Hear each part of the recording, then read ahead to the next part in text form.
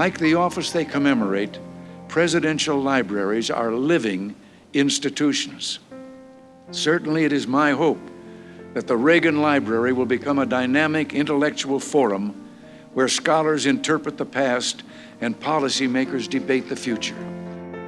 Welcome to a Reagan Forum, hosted by the Ronald Reagan Presidential Foundation and Institute. The Center for Public Affairs offers lectures and forums presenting perspectives on important public policy issues of the day from politicians, authors, members of the media, business and military leaders, and more. On July 24, 2024, the Reagan Foundation hosted a virtual event with President George H.W. Bush's former Chief of Staff, Jean Becker, for a discussion on her latest book, Character Matters and Other Life Lessons from George H.W. Bush. In Character Matters, colleagues, friends, and family share their very personal stories of what they learned from watching and listening to President Bush, including former United States Secretary of State Condoleezza Rice, Secretary of State James Becker, stand-up comedian Dana Carvey, and of course his children and grandchildren.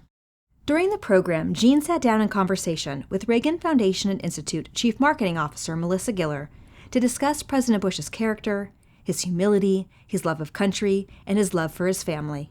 Let's listen. So I'm joined today with Jean Becker, of course, the author of Character Matters, a fabulous read, an easy read. Thank you so much for joining us, Jean. I have a bunch of questions for you, so if you don't mind, we'll just jump right into it.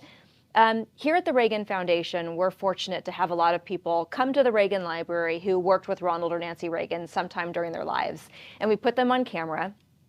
And the first question we always ask that person is, tell us a behind-the-scenes moment story that really gets at the character of Ronald Reagan. And in reading your book, that's exactly what you've really done. Those are all stories of people who worked for President H.W. Bush and really told their stories, their behind-the-scenes moment that got at his character. But that all said, I'll ask you the question you really asked of your writers and your contributors, right? Do you have a moment, a behind-the-scenes story that you personally share that gets at President Bush's character? Well, Melissa, I should have been ready for that question. That is such a great question. And, working for him was so much fun and such an honor. And I'm going to give you sort of a general answer in that I think his friendship, and this is a serious answer, his friendship with President Bill Clinton, I think taught me more about character and how life is meant to be lived than just about anything else the two of us did together. I mean, the 1992 campaign was not easy. And based on today's standards, it probably wasn't that ugly, but then it was considered, at one time, President Bush said out loud that his dog Millie knew more about foreign policy than Bill Clinton did. And of course, Bill Clinton kept saying during the campaign, it's the economy, stupid. Well, they became best friends. And in the course of their friendship, they literally raised hundreds of millions of dollars for disaster relief causes in this country. They would be here in Houston. We're just past Hurricane Beryl. The two of them, by this time, we would have the Bush-Clinton Beryl Fund.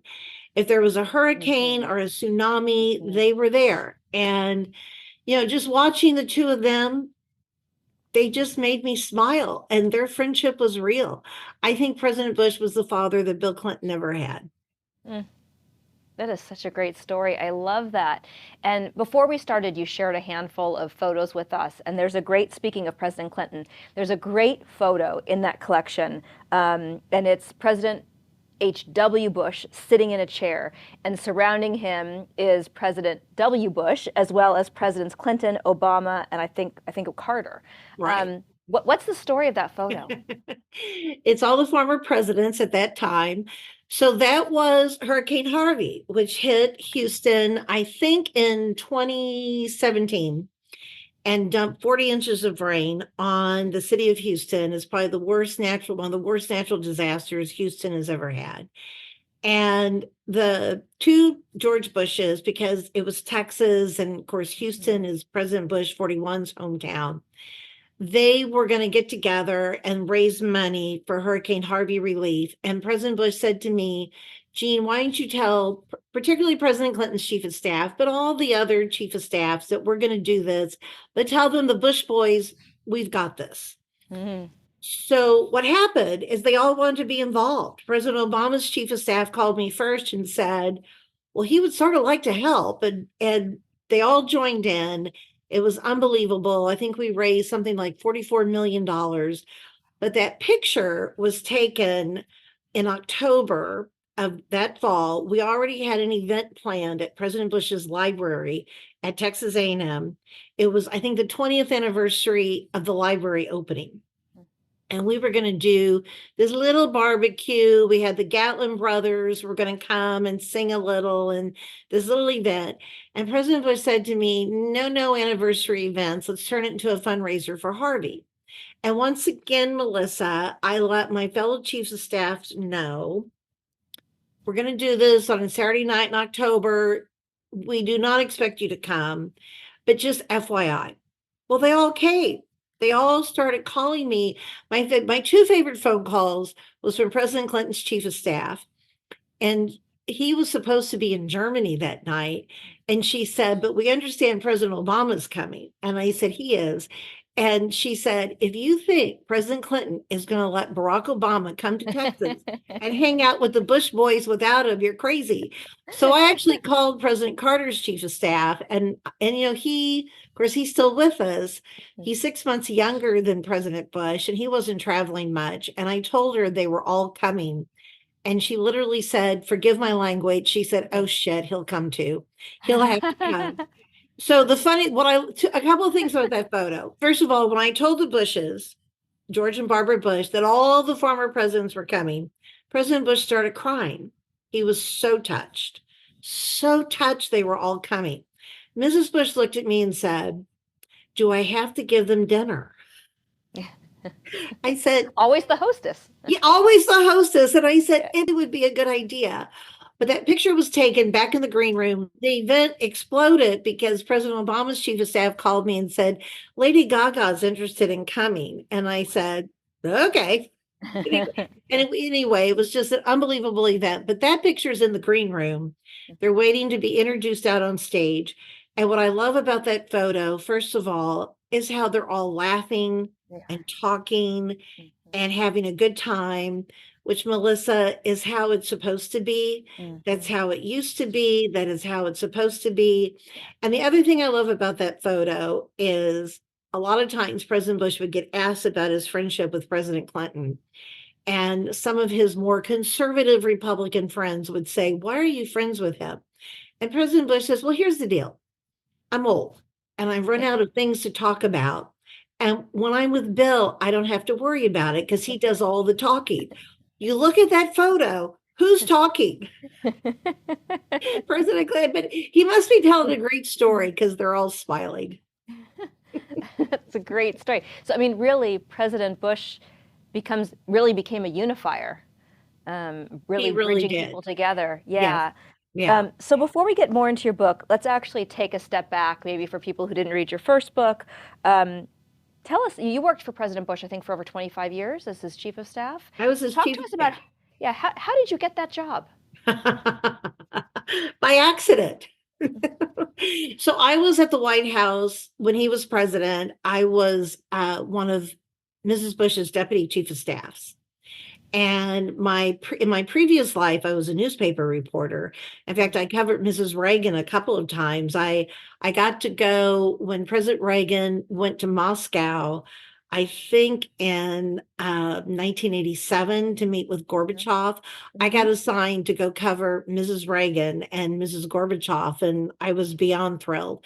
But anyway, it's sort of a long story how I ended up at the White House, but I was one of Barbara Bush's deputy press secretaries. And when he lost the election in 92, I came to Houston with them to help her with her memoirs. She wrote them herself, but I was her editor and her fact finder and her researcher. And about the time we were done with the book, it took us about a year, President Bush's first post-White House chief of staff retired. She had warned him, a woman named Rosa Maria, she had told him, I will come to Houston for 1 year, but then I'm going to retire. So President Bush called me into his office. I'd gotten to know him a little bit over that year. And he said, Jean, I need to hire a chief of staff. I have no idea who to hire. I need some time to figure this out. Barbara thinks you would be a good seat warmer while I figure this out. Would you be willing? I was getting ready to leave. I had a newspaper job waiting for me in Chicago. He said, would you be willing to stay a couple extra months and while I figure this out? And I said, well, Mr. President, I don't know how to be a chief of staff. I've never been anyone's boss. I don't know how to do a budget. I mean, I was a writer, Melissa. I didn't know how to be a chief of staff. And he said, don't worry about it. We'll make it up as we go. We never talked about it again. Wow. We just got busy. I think about 6 months later, he was definitely coming out of his sadness about losing the election. He was ready to hit the ground running. Both George W. and Jeb were running for governors of their states. I mean, we just hit the ground running. And I think like 20 years later, I began to tell you that about 6 months later, I finally had business cards made. I thought, well, I don't think I'm going anywhere. So I had little business cards made declaring myself chief of staff to President Bush. But about 20 years later, I reminded him of that conversation.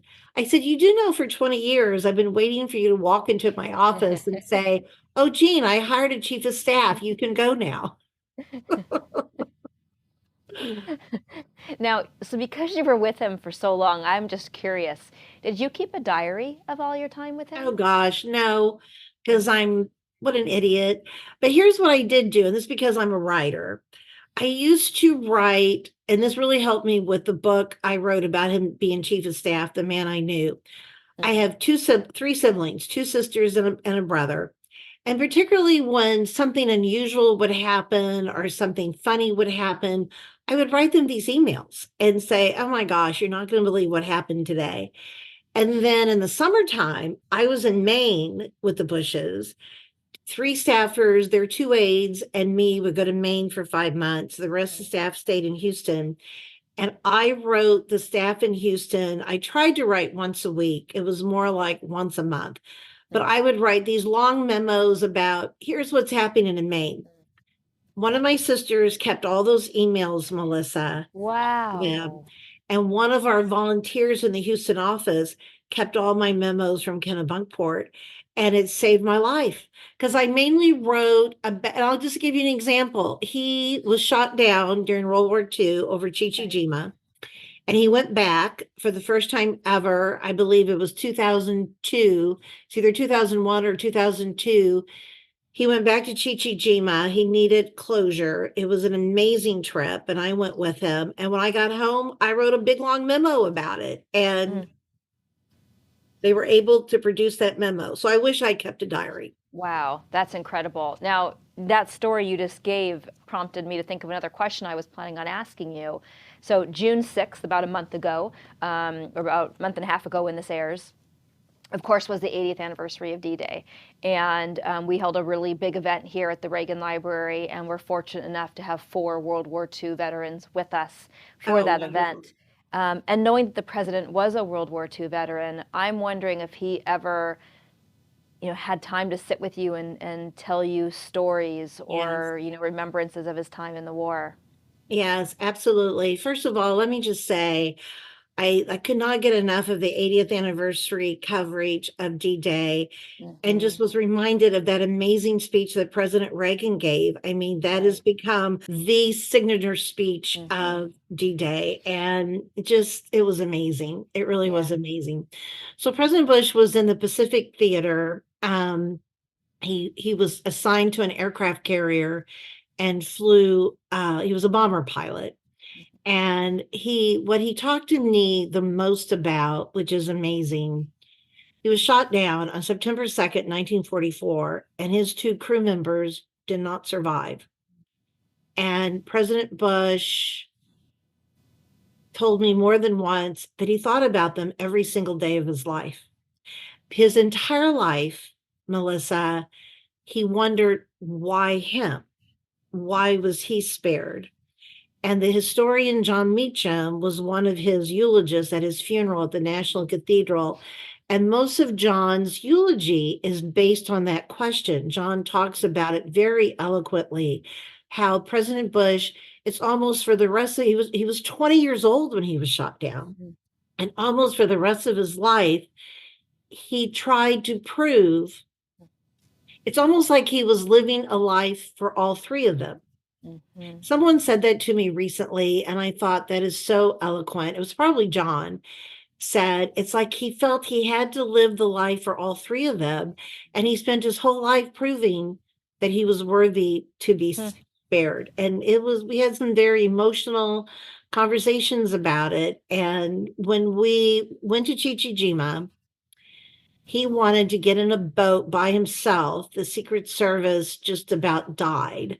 But when we got to the spot where his plane had gone into the Pacific, it's still down there at the bottom somewhere. We're on a boat, not a huge boat, but some kind of motor boat that had taken us out there. And he got in a raft by himself and paddled to the spot where his plane went in. No pictures. We had CNN, we invited CNN to go with us. He asked them to shut their cameras off. And he said he needed some time alone. Wow. I have goosebumps. What an incredible I know, story. I almost started crying.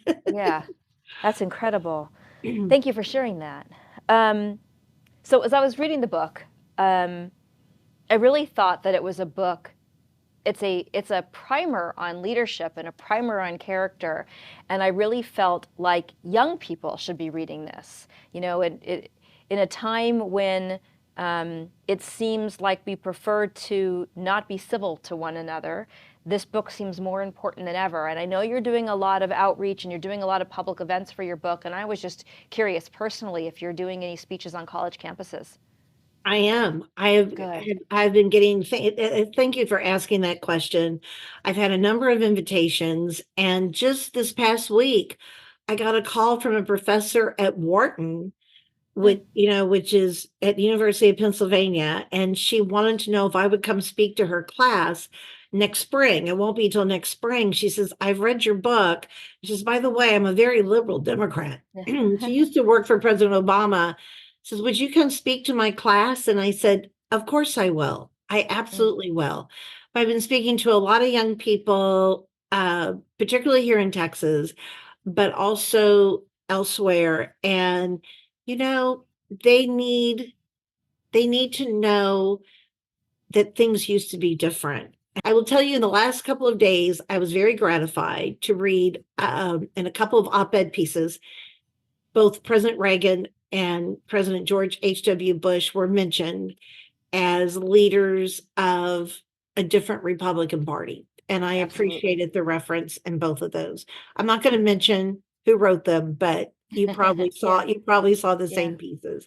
But young people are hungry to learn. They're surprised and gratified and hungry to learn about how we can do this differently.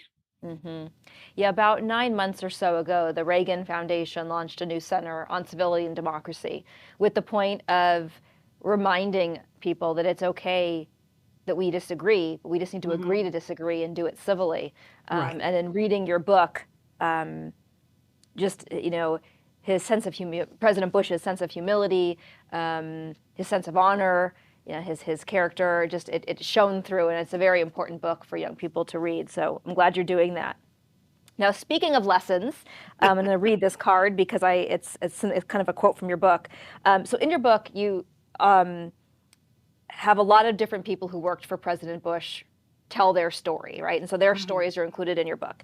And one of the stories is from longtime Bush staffer Chase Untermeyer. And what I loved about his story is that he included a list of things he learned from President Bush, right? And some were really simple and they made me smile, like be friendly, write a handwritten note, clean out your inbox every day, right? Simple things that matter. But there was a complex one that I loved, even defeats can be victories. What's the number one thing you learned from working with President Bush?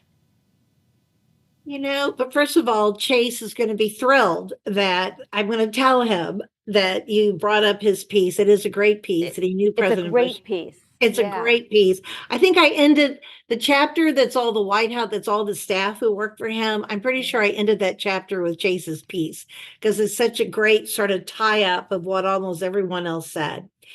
You know, what I learned a lot from him, but one of the things I learned from him, and part of this was losing the 1992 election. Part of it was his diagnosis with Parkinson's disease and the fact that this very athletic man ended his life in a wheelchair. President Bush never gave up and he would go through periods where he was maybe a little sad and almost like, you know how you have to reboot your computer? He would like do a reboot, but then he would come out of it and full of energy and ideas. He never got down on his situation in life. And I just love that. I remember he loved to throw the first pitch out at the Houston Astros baseball game. And long after he was in a wheelchair and he had Parkinson's, they wanted him to throw out the first pitch. And a couple of people felt he should not do it because he just wasn't capable of doing it. And he said, no, I'm going to do it. I know how to do this. And what he did is he goes out to the mound and someone pushes him out in his wheelchair. And he looked at the catcher and he went, the catcher came a little closer, and then he would go like this, and the catcher came a little closer, and then finally President Bush just handed him the ball, and the crowd went crazy. Went crazy. And I think I actually been thinking of him this week because Hurricane Beryl just barreled through Houston. And it's interesting talking to people. They're the people who are woe is me, and it's all about them. And oh my God, I have so many problems. And then there are the people, and some people really do have big problems. Some of the people who've been complaining, you just want to say, buck up. President Bush he always found the glass half full. And I think maybe that's one of the biggest things I learned from him. I love that. Well, and speaking about a man who's in a wheelchair and throws out a first pitch at a baseball game, this is also a man who jumped out of an airplane at, what was it, 80, 85? And there's a great story in your book about that too. Oh my gosh. His last jump was when he was 90. And he died and I tried to talk him out of that one because he was in a wheelchair. And I actually called his oldest son, the former president of the United States. And I said, Mr. President, you need to know that your father is going to jump on his 90th birthday. And Melissa, he said to me, Jean, what's your biggest fear? And I said, well, that he's going to die. Yeah.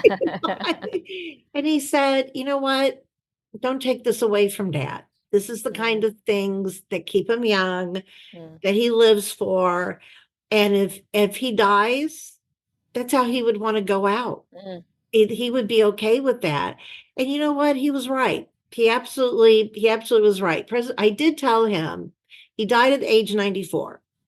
I did tell him I would not help arrange his jump on his 95th birthday. I said, you know what, sir, this is it. I will not help you on your 95th. He says, I am going to jump on my 95th.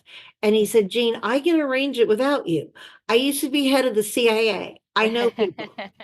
And I'm thinking, okay, what does being head of the CIA have to do with you jumping? But again, he was an optimist and he always knew how to get his way. We're going to go back to the photos you shared with us. There's a great photo you shared that we will show to our audience after you tell the story. That's the setup I'm going to give. Why don't you share the story? Well, it's one of my favorite stories. It's actually not in Character Matters. It's in my first book, The Man I Knew. But it is a great example of what I learned from working with him. So here's the story. In 2005, everybody remembers Hurricane Katrina. Made huge news, came ashore near New Orleans, chewed up New Orleans, chewed up a lot of Mississippi and Louisiana. What a lot of people don't know, Melissa, unless you live in Texas and Louisiana, is about a week after Hurricane Katrina, another hurricane came ashore, Hurricane Rita. And Rita came ashore to the west of New Orleans and pretty well chewed up what was left of Louisiana and a little bit of Texas. And nobody affected by Rita could get any attention. There was Katrina was overwhelming, and it was overwhelming the state and FEMA and the nonprofits. And the Hurricane Rita people, I mean, everybody was doing the best they could. But a man named Richard Schluschlag cold called our office. He was from a little town called Cameron, Louisiana. And he owned a ambulance business. And he said, we need help. Their hospital had been leveled. And he said, we will raise the money to rebuild our hospital and we will get some federal help. But he said, we have no health care in this little town. It was right on the Gulf. And he wanted to know, this is way before all those walk-in clinics that are everywhere in all our cities now, all the 24-hour emergency rooms. He said, would President Bush consider helping us raise money quickly so we could rebuild the emergency room? We need an ER in this town because people aren't going to come back and rebuild unless they have health care. So I talked to President Bush and he said, of course, we're going to do this. So we raised $3 million.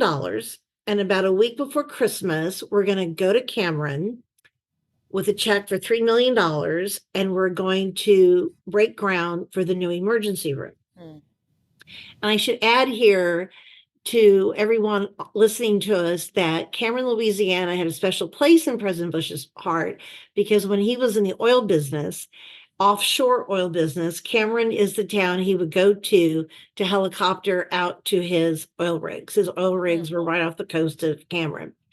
So we were going to go to town with this $3 million. And, the governor was coming and the high school marching band was going to march. And it was going to be a lovely little event. And he's looking at the schedule and he looked at me and he said, Jean, this is really boring. This is a boring event. And Melissa, it is possible with attitude. I said, boring. I said, I personally think a former president coming to town the week before Christmas with $3 million is not boring. And he said, I have an idea. And I wrote in my book that those are the scariest words the man ever said to me, because sometimes it would be little things like, let's go get pizza for lunch. But sometimes it would be things like, I'm going to start jumping out of airplanes. You're right. So he says, I have an idea. And I'm like, oh, no. He says, Jean, Barr and I have absolutely fallen in love with this TV show. We watch it every single night. I don't know if you've ever heard of it, but it's called ER. And it's just wonderful. And it has this wonderful young actor in it named George Clooney. And I'm thinking we should invite George to come to Cameron, Louisiana with us. He says, do you get it, Jean? ER? ER. Well, let me tell all of you what he wasn't getting. ER was no longer on TV. They're watching it in reruns on TBS. And I said, sir, George is now a big movie star. I says, have you ever heard of these ocean movies? He's People Magazine's sexiest man of the year. I said, we don't know George Clooney. I don't know how to find George Clooney. And I think his politics are a little bit to the left of yours. George Clooney is not coming to Cameron, Louisiana with you the week before Christmas. So put the photo up. And yes, everyone's looking right now at this photo that I call the two Georges. There would be George Bush and George Clooney. That's Cameron, Louisiana.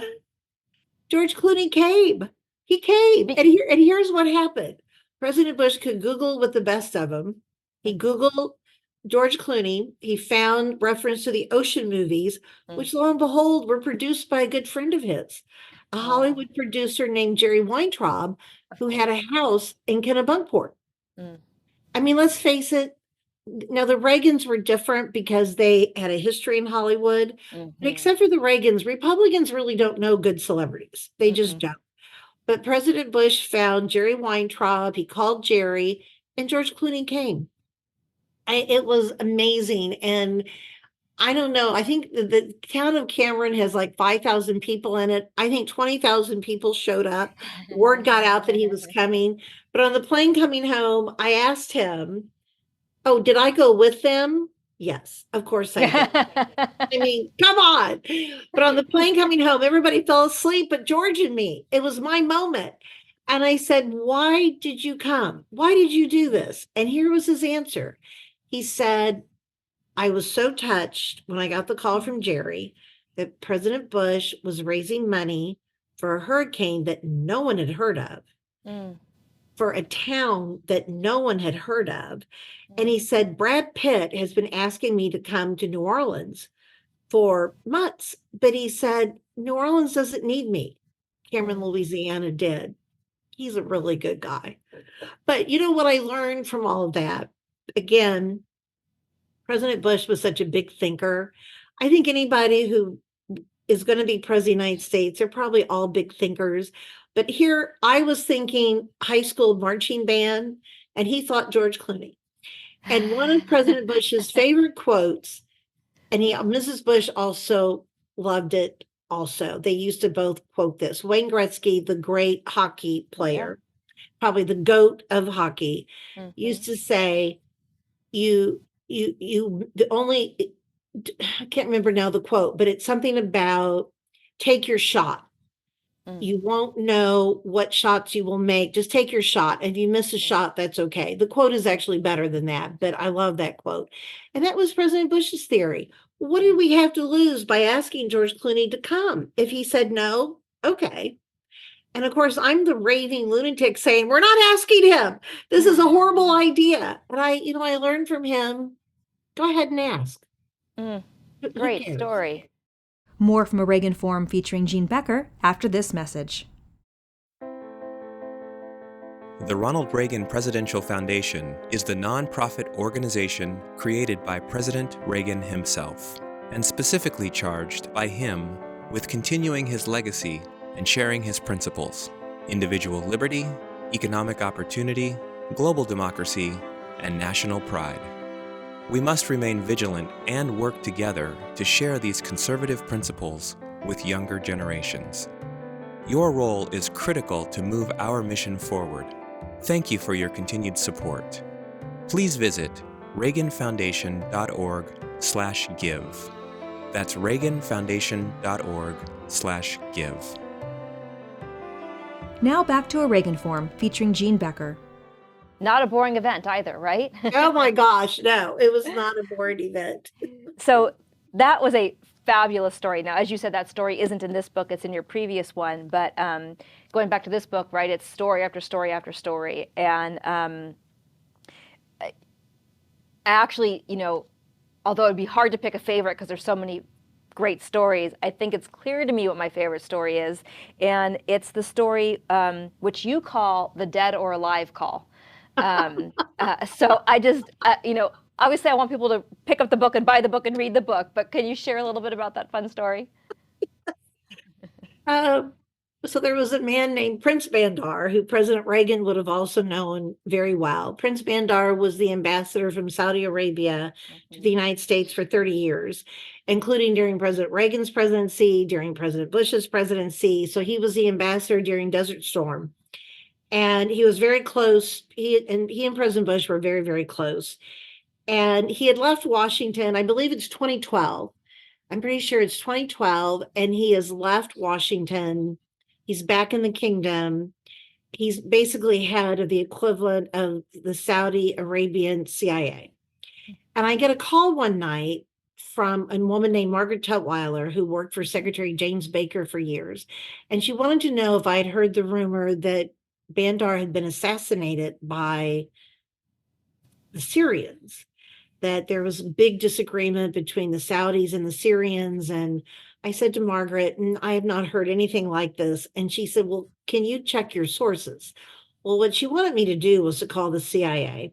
All the presidents had access to briefings after they left the White House, but because President Bush was the former head of the CIA, he had a very special relationship with the agency, and they always had an analyst assigned to him in case he wanted briefing on something special. Because of that relationship, I had classified clearance. I went through the steps to get classified clearance. So I called our analyst and told her what I'd heard. And she said, we're well aware of this rumor. She said, Bandar has not been seen in public for months. We have boots on the ground. We're trying to figure out what's going on here. We fear he's dead, but don't tell him yet. Give me another couple days because we think we're close to pinning this down. Well, the next day, Margaret called me and said, Jean, it's just been reported by the French press that Bandar has been assassinated. It'll be on CNN in 30 minutes. So if you haven't told him, you need to tell him right now. So it was really hard to tell him, Melissa. He was very close to Bandar. We were sitting outside. We're in Kennebunkport. We're actually sitting on his golf cart and talking over some business. We had a phone sitting between us for him to play some phone calls. We're just going through the pile of work. And at the very end, I told him, I said, sir, there's something I need to tell you. And he looked at me and he said, well, have you tried calling Bandar? And I said, no, I did not try to call him. He said, let's try to get him on the phone. So I hollered into the open window of our office and to his aide, Jimmy Appleby, a young man named Jim Appleby. And I said, Jimmy, could you see if you could get Prince Bandar on the phone? And Jimmy looks at me like I've lost it. And he said, you haven't told him? I said, see if you can get him on the phone. And 10 seconds later, Jimmy leans out the window and says, Prince Bandar on line 1. And President Bush picks up the phone. I remember this as if it were yesterday, and it was 12 years ago. He says, hey, Bandar, hey, man, George Bush, are you dead or alive? Everybody here thinks you're dead. And he looked at me, he says, he's alive. Yeah, I get that. And he tells President Bush that he is in hiding. He's underground. The Syrians are trying to get him. He said, don't worry. They're not going to find me. By the way, he's still alive. The Syrians aren't going to touch me. Don't worry about this. Thanks for calling. And of course, I am thinking you might want to get off your cell phone if you're in hiding. But so President Bush gets off the phone and he looks at me. He says, Jean, this is a really good life lesson for you. If there's any confusion about whether someone's dead or alive, you call them. And if they answer the phone, they're alive. Well, he has a point. And I've been waiting now for over 10 years. I'm determined before I die, I'm going to call somebody and say, are you dead or alive? But I haven't had a chance yet. And the funny end of this story is about an hour or two later, I get a call from the CIA analyst. And she said, we still don't have proof. Oh. But we think you should go ahead and tell him. We're almost positive he's been assassinated. And I took a deep breath. I said, yeah, he's alive. And she said, and you know that how? President Bush called him on his cell phone and he answered the phone. And she said, we need to put that man back on payroll. Right. Your 25 years with him must have been filled with so much laughter and joy. It was. It definitely was. So let's go back to some of the photos you shared. It was the second or third photo that you sent over, and I think it's you, and you're with the president. Is he wearing he's wearing a hat? He's wearing a hat of some sort, of a bird. What is that? It's an aardvark. It's an aardvark hat. And right now, I know a bunch of listeners, viewers are Googling, what the heck is an aardvark? It's some weird animal. He wore that hat one whole day because he found it like in the attic of their house and he thought it was so funny. And I'm actually trying to have a serious discussion with him. Have you ever tried to have a serious discussion with someone wearing an aardvark hat? But I can't say that I have. It's one of my favorite photos of the two of us because it just shows he was just a lot of fun. He was just fun. So another story in your book that really gets at his character, but really also gets at the fact that he was fun, is the story that you talk about his eventual friendship with Dana Carvey. Yes. Can you talk about how that friendship came to be? President Bush had a great sense of humor. Amazingly, he and Dana Carvey became great friends. Dana Carvey became famous making fun of George Bush. He was on Saturday Night Live during President Bush's presidency, and Dana was the cast member who imitated President Bush. And he made fun of how he spoke and how he used his arms and not going to do it and wouldn't be prudent. President Bush thought he was hysterical. He thought he was very funny. So after he lost the election, it was pretty dismal around the White House. Everybody was just sad and depressed. And not only had our president lost the election, we were all unemployed. We were all facing unemployment. So President Bush decided he needed to do something to help the morale at the White House. And Dana Carvey is so funny. It's not the story and character matters, but I've heard Dana talk about, he gets a call from the White House operator saying, could you hold for the President of the United States? And Dana thought it was a joke. He thought one of his fellow Saturday Night Live castmates were playing a joke on him.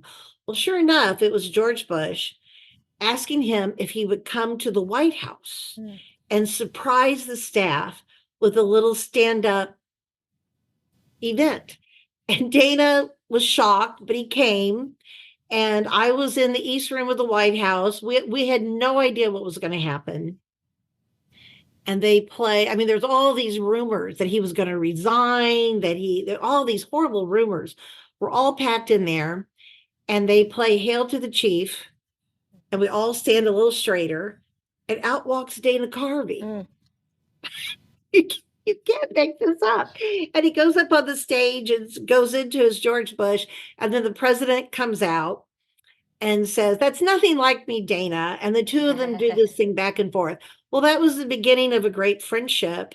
And they stayed in touch. Dana came and did a couple of fundraisers for us. President Bush actually read in the paper that Dana Carvey was doing a fundraiser here in town for a place called Boys Town. And President Bush had me call him and say, President Bush would like to do a cameo with you. Wow. And he showed up and, oh my gosh, I don't know how much money they raised that night, but they should have raised millions. But the story that Dana tells in the book, which is so funny, it's Election Day 2004. George W.'s up for re-election. It's a very close race with John Kerry. It was not guaranteed he was going to win. The polls were not great. Some of the early exit polls were not great. And Dana is sitting at home and he gets a call from President Bush just checking in, Dana, how are you? And Dana says, I'm fine. He says, isn't this, I can't remember exactly what he said, but he said, isn't there a lot going on today? I mean, isn't your son up for re-election today? Oh, yes, we're here at the White House, but I was just thinking about you. It's very funny. Very, very funny. Yeah, it's a great story. And so, again, this is actually, my next question is actually a great follow-up to that because, again, the president always thinking of other people. So I found it interesting. In your book, you mention that you were with President Bush right before his presidential library was going to open. And he commented that his name and his photos were everywhere when he had toured through it. And that he literally said, this is too much about me. So I'm curious if he ever got used to his presidential library. You know, he loved going there. We did a lot of events there and he loved visiting it. And I do think he got over it. But that was such an odd day because it was his last chance to go through the library. It was about 6 months probably before it opened. And it was his last chance to say, that's not quite right, or, to make comments and ask for changes. And he had a couple of minor ideas, nothing major. But we get in the car to drive back to Houston, about an hour and a half drive. And he said, Jean, I have a major problem with the library. I said, okay, why didn't you tell, the people we just met with? He says, well, I didn't want to hurt their feelings, but I need for you to fix this. He says, it's too much about me. My name is everywhere. And once again, Melissa, I was sort of like, what? Yes, it is the George Bush Library.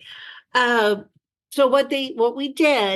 his point was, it's about the team. It's about James Becker and Brent Scowcroft and Dan Quayle, my vice president. I want more pictures of them and more credit given to them. So the library did go back and was able to do a little bit of that. But there was a similar story that John Meacham and I just talked about this. Again, John was one of his eulogists. And John says, you hardly ever get a chance to do this. But he says he had his eulogy written. And he said, I would love to read it to him. What do you think? I said, well, let me ask him. And President Bush said, I would love to hear it. Okay.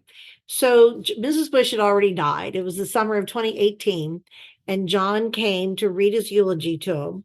And it was beautiful. And at the end, President Bush says, well, John, that's very good. It's a lot about me. And John said, yes, it is, sir. It is about you. It actually is about you. So. So let's go back to your photos that you sent us. There's a great photo in the collection you sent of President and Mrs. Bush. I think that really just encapsulates their love for one another. It does. Do you have a story or a moment you can share to share with the viewers about that love? Just share a couple of things, and then actually a very funny story that's in Character Matters. You know, they were just so madly in love. And right before she died, it was probably 3 or 4 days before she died, he was in the hospital here in Houston, and we got word that she was coming by ambulance and was not doing well at all. And once they got her settled into her room, they had adjoining rooms, he wanted to go in and just sit with her.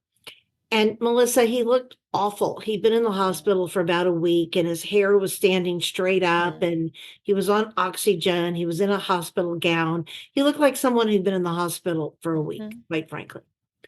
But I try to fix his hair, and not very successfully, but we wheel him in his wheelchair. She's pretty much out of it, and he's just holding her hand and visiting with her. And suddenly she opened her eyes and looked at him and said, my God, you are gorgeous. Oh. And then she closed her eyes. And President Bush looked at me and said, well, if you have it, you have it. Gosh. But it was just such a sweet moment between them. It was so sweet. And I loved watching how much they doted on each other, teased each other. But he was a smart man. So the story in the book that I love, it's actually written by one of her aides, Kara Sanders. And she was helping answering the phones at the office of George Bush one day. And the phones just lit up. The first call was Colin Powell. And before she could put him through to President Bush, Secretary James Baker called. There must have been something going on in the world. Who knows? And before she could let him know that Secretary Baker and Colin Powell were holding, the governor of Texas called. That would then have been George W. Bush. So she has 3 big VIPs on hold, and she's getting ready to go into his office and say, who do you want to talk to first?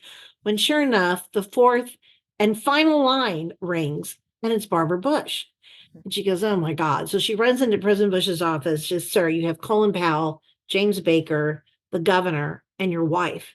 What order do you want to take the calls? And I'll tell the others, you'll get back to them ASAP.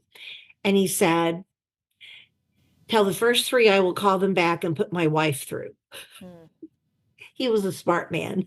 Yeah. Oh, I love that story, though. Yeah.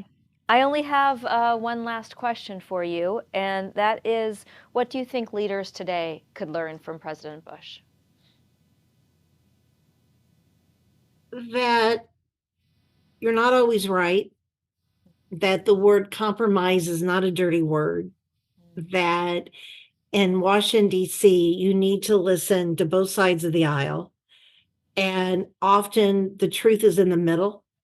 Certainly the 1990 budget deal is a great example of that. And I also think you need to respect that we are a country of the rule of law is what guided our country for years. And I would love just to read briefly from you, just one line. This is the radio address that he gave after he lost the election. This would have been the Saturday after he lost the election the previous Tuesday to Bill Clinton in 1992.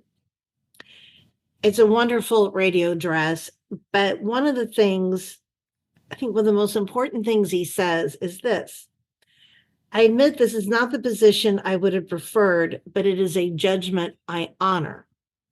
Having known the sweet taste of popular favor, I can more readily accept the sour taste of defeat, because it is seasoned for me by my deep devotion to the political system under which this nation has thrived for 2 centuries.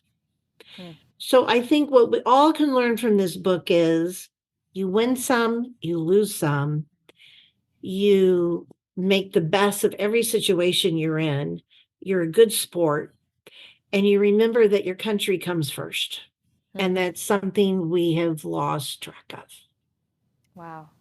Well, I loved talking with you, Jean. For anyone, again, who's watching, please, please, please, if you haven't already, go out and purchase a copy of the book. It is worth reading. It's worth gifting. And of course, you can buy the book anywhere, but if you buy it through us at reaganlibrary.com/store, they are signed by Jean, so it makes it even that much more special.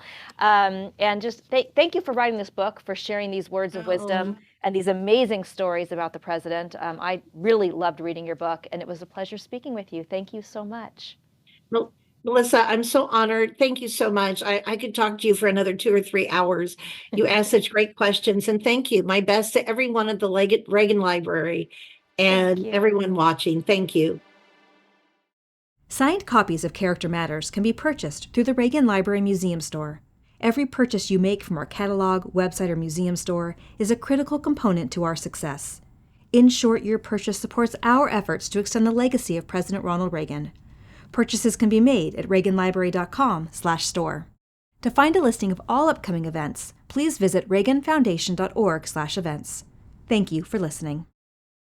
For more information on the Ronald Reagan Presidential Foundation and Institute, including information on how to become a member, information on upcoming exhibits at the Reagan Library, and more information on the legacy of President Reagan, please visit reaganfoundation.org.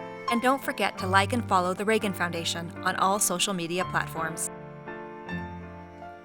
Until next week, thanks for listening. God bless you.